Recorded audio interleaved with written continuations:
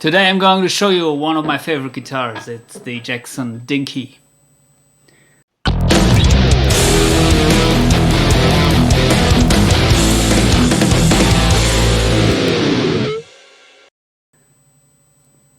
When I grew up in the 90s, I was a big fan of Jackson guitars because all my heroes, they played Jackson guitars back then, and they looked really cool with that headstock and also the black fretboards. The higher-end Jacksons, they had ebony fretboards like this one, and it's really classy. You cannot see any, well, it looks almost like plastic, but yeah, it's not like the ebony in the Harley Benton, which looks basically like rosewood. And my first Jackson I got was a Randy Rhoads model. It was produced in Japan and it was very good quality. Although I didn't know much about the origin countries of guitars back then, the stuff in the shop where I bought it, they told me, well, this guitar is made in Japan and it's very good quality. And until today, I'm really happy about getting that Randy Rhoads guitar.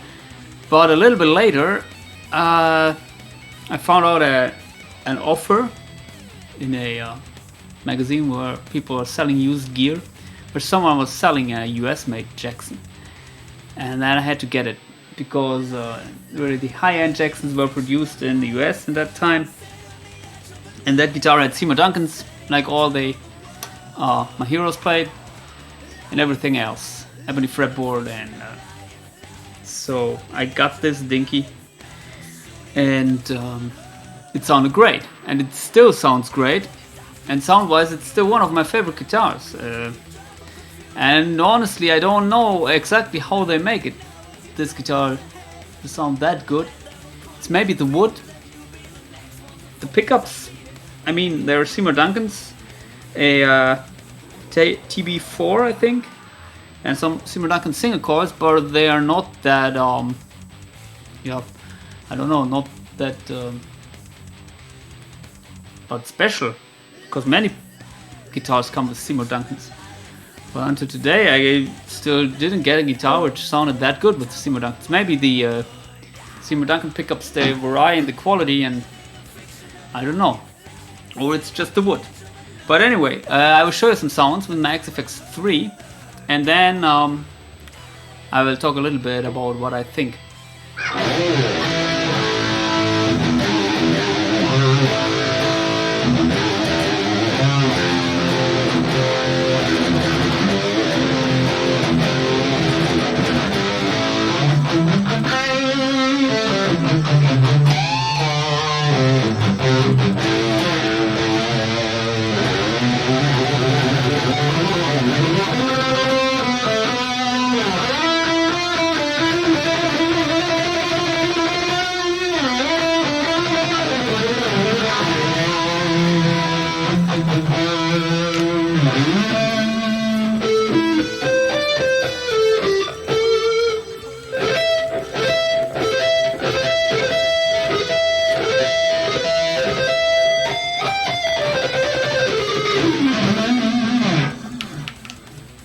So the guitar has a 5-way switch here, and this is a my rhythm tone, the neck pickup, bridge pickup.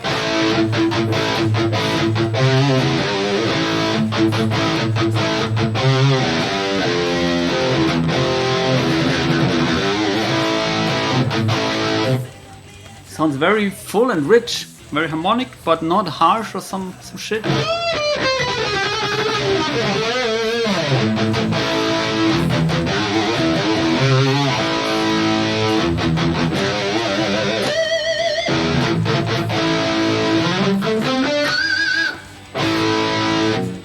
And this is the bridge, the next single coil.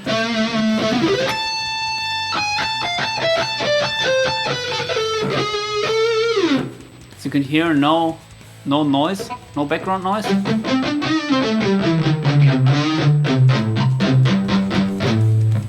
Very tight.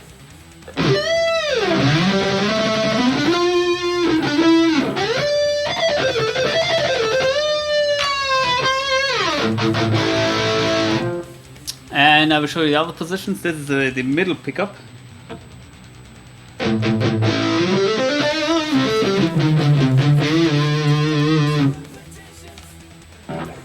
Sorry, this is the middle pickup.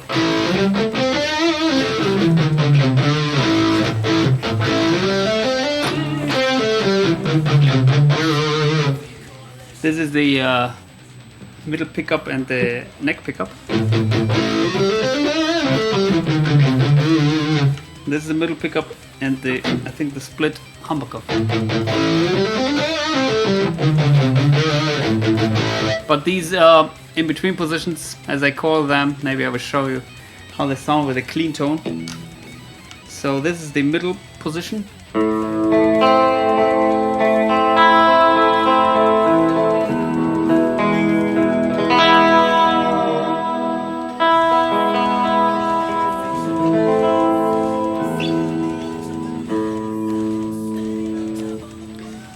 Bridge and middle.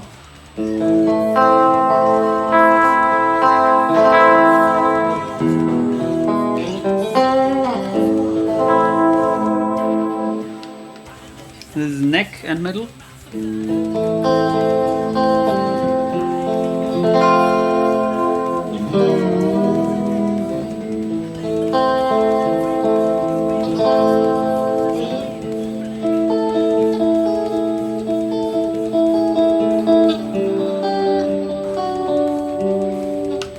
And this is the neck. You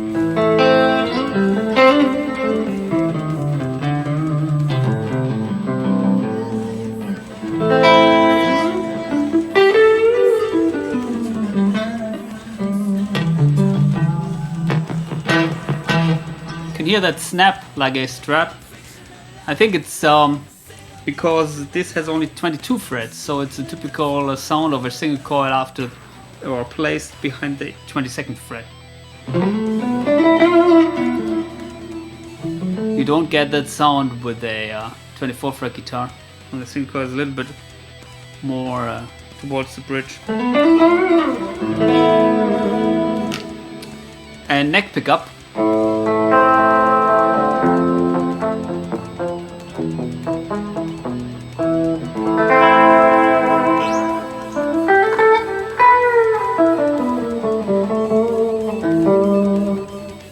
Another clean tone.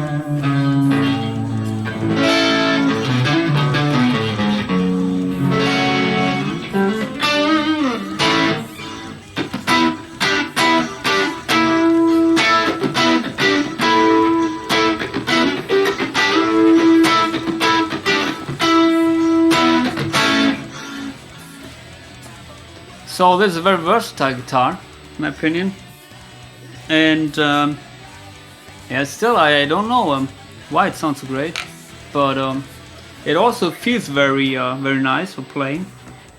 The neck is very thin; it's one of the thinnest necks I know, and also the fretboard is very flat.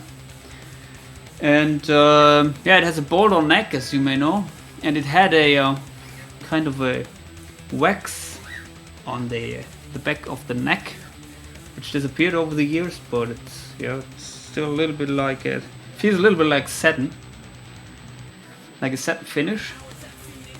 And what else? Original Floyd rolls, and nothing very extraordinary, but kick-ass guitar.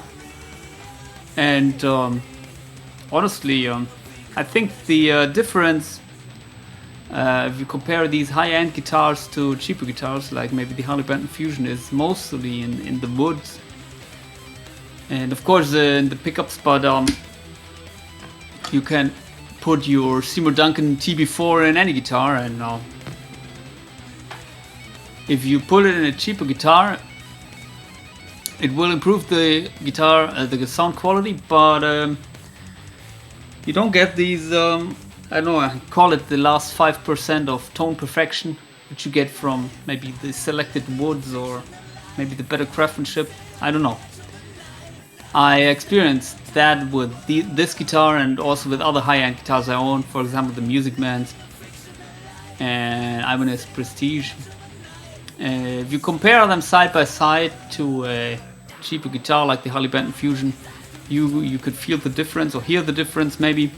Here it's difficult to hear, I think, but you can feel it maybe. The notes are very even volume. You don't have any notes or parts of the fretboard which seem to be a little bit have a little bit less volume, like with cheaper guitars. Of course, if you're playing mostly high gain like me, it doesn't matter that much.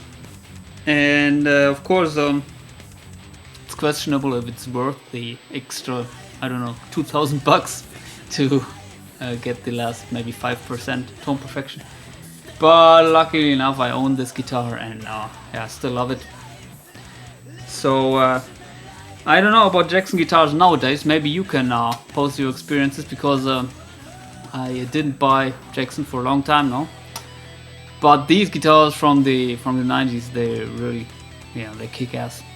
So please post your comments below, subscribe to the channel, and see you soon. Bye.